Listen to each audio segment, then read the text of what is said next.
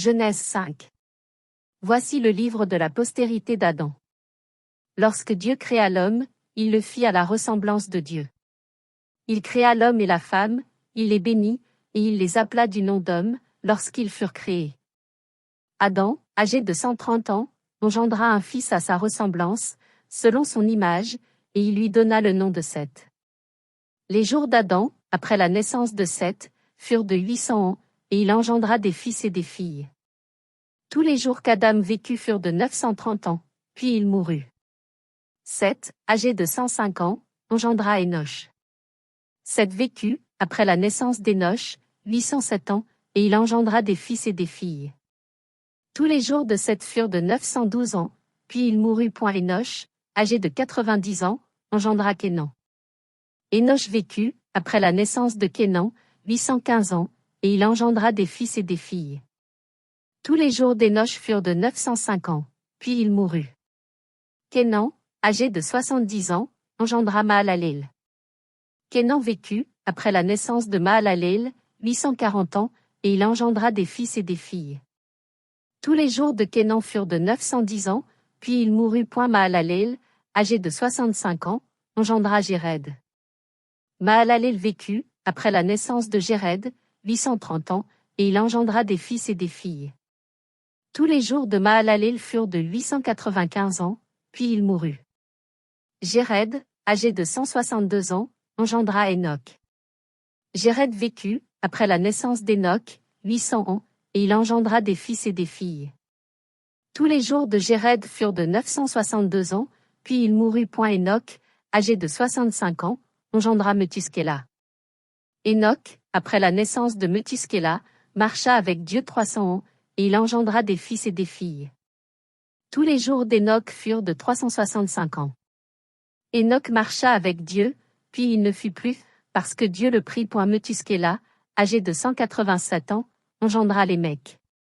Methuskéla vécut, après la naissance de Lémec, 782 ans, et il engendra des fils et des filles. Tous les jours de Methuskéla furent de 969 ans, puis il mourut. Lémec, âgé de 182 ans, engendra un fils. Il lui donna le nom de Noé, en disant, « Celui-ci nous consolera de nos fatigues et du travail pénible de nos mains, provenant de cette terre que l'Éternel a maudite. » Lémec vécut, après la naissance de Noé, 595 ans, et il engendra des fils et des filles. Tous les jours de Lémec furent de 777 ans, puis il mourut. Noé, âgé de 500 ans, engendra Sem, Cham et Japheth. Genèse 6.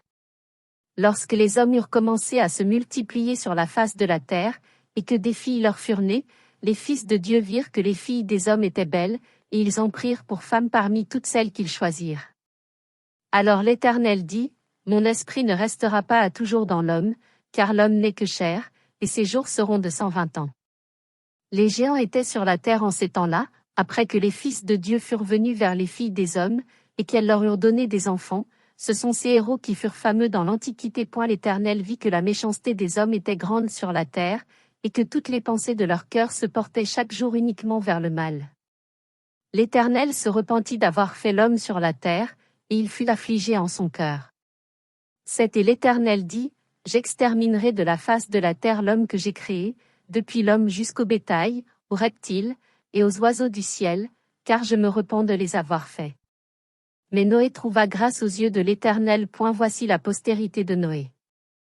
Noé était un homme juste et intègre dans son temps, Noé marchait avec Dieu. Noé engendra 3 fils, Sem, Cham et Japheth. La terre était corrompue devant Dieu, la terre était pleine de violence. Dieu regarda la terre, et voici, elle était corrompue, car toute chair avait corrompu sa voie sur la terre. Alors Dieu dit à Noé, « La fin de toute chair est arrêtée par devers moi, car ils ont rempli la terre de violence, voici, je vais les détruire avec la terre. Fais-toi une arche de bois de gophée, tu disposeras cette arche en cellules, et tu l'enduiras de poids en dedans et en dehors. Voici comment tu la feras, l'arche aura 300 coudées de longueur, 50 coudées de largeur et 30 coudées de hauteur. Tu feras à l'arche une fenêtre, que tu réduiras à une coudée en haut, tu établiras une porte sur le côté de l'arche, et tu construiras un étage inférieur, un second et un troisième. Et moi, Je vais faire venir le déluge d'eau sur la terre, pour détruire toute chair ayant souffle de vie sous le ciel, tout ce qui est sur la terre périra.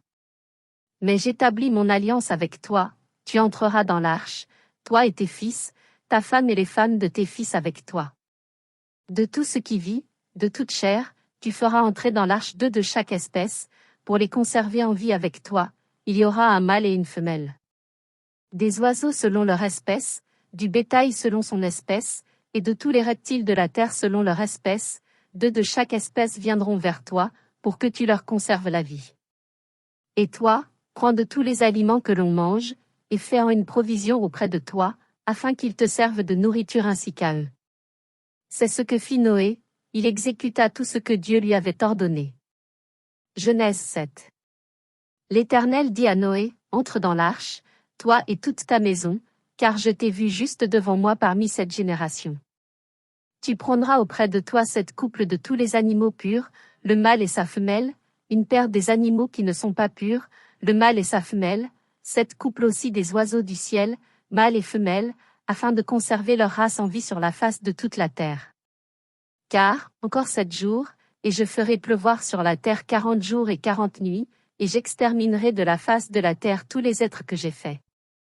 Noé exécuta tout ce que l'Éternel lui avait ordonné. Noé avait 600 ans, lorsque le déluge d'eau fut sur la terre. Et Noé entra dans l'arche avec ses fils, sa femme et les femmes de ses fils, pour échapper aux eaux du déluge. D'entre les animaux purs et les animaux qui ne sont pas purs, les oiseaux et tout ce qui se meut sur la terre, il entra dans l'arche auprès de Noé, 2 à 2, un mâle et une femelle, comme Dieu l'avait ordonné à Noé. 7 jours après, les eaux du déluge furent sur la terre. L'an 600 de la vie de Noé, le second mois, le 17e jour du mois, en ce jour-là toutes les sources du grand abîme jaillirent, et les écluses des cieux s'ouvrirent. La pluie tomba sur la terre 40 jours et 40 nuits. Ce même jour entrèrent dans l'arche Noé, Sem, Cham et Japheth, fils de Noé, la femme de Noé et les 3 femmes de ses fils avec eux, et tous les animaux selon leur espèce, tout le bétail selon son espèce, tous les reptiles qui rampent sur la terre selon leur espèce, tous les oiseaux selon leur espèce, tous les petits oiseaux, tout ce qui a des ailes. Ils entrèrent dans l'arche auprès de Noé, 2 à 2, de toute chair ayant souffle de vie. Il en entra, mâle et femelle, de toute chair, comme Dieu l'avait ordonné à Noé. Puis l'Éternel ferma la porte sur lui. Le déluge fut 40 jours sur la terre. Les eaux crurent et soulevèrent l'arche, et elle s'éleva au-dessus de la terre. Les eaux grossirent et s'accrurent beaucoup sur la terre, et l'arche flotta sur la surface des eaux. Les eaux grossirent de plus en plus, et toutes les hautes montagnes qui sont sous le ciel entier furent couvertes. Les eaux s'élevèrent de 15 coudées au-dessus des montagnes, qui furent couvertes. Tout ce qui se mouvait sur la terre périt, tant les oiseaux que le bétail et les animaux, tout ce qui rampait sur la terre, et tous les hommes. Tout ce qui avait respiration, souffle de vie dans ses narines, et qui était sur la terre sèche, mourut. Tous les êtres qui étaient sur la face de la terre furent exterminés, depuis l'homme jusqu'au bétail, aux reptiles et aux oiseaux du ciel, ils furent exterminés de la terre. Il ne resta que Noé, et ceux qui étaient avec lui dans l'arche. Les eaux furent grosses sur la terre pendant 150 jours. Genèse 8. Dieu se souvint de Noé, de tous les animaux et de tout le bétail qui était avec lui dans l'arche, et Dieu fit passer un vent sur la terre, et les eaux s'apaisèrent. Les sources de l'abîme et les écluses des cieux furent fermées, et la pluie ne tomba plus du ciel. Les eaux se retirèrent de dessus la terre, s'en allant et s'éloignant, et les eaux diminuèrent au bout de 150 jours. Le 7e mois, le 17e jour du mois, l'arche s'arrêta sur les montagnes d'Arara. Les eaux allèrent en diminuant jusqu'au 10e mois. Le 10e mois, le 1er jour du mois, apparurent les sommets des montagnes. Au bout de 40 jours, Noé ouvrit la fenêtre qu'il avait faite à l'arche. Il lâcha le corbeau, qui sortit, partant et revenant, jusqu'à ce que les eaux eussent séché sur la terre. Il lâcha aussi la colombe, pour voir si les eaux avaient diminué à la surface de la terre. Mais la colombe ne trouva aucun lieu pour poser la plante de son pied, et elle revint à lui dans l'arche, car il y avait des eaux à la surface de toute la terre. Il avança la main, la prit, et la fit rentrer auprès de lui dans l'arche. Il attendit encore 7 autres jours, et il lâcha de nouveau la colombe hors de l'arche. La colombe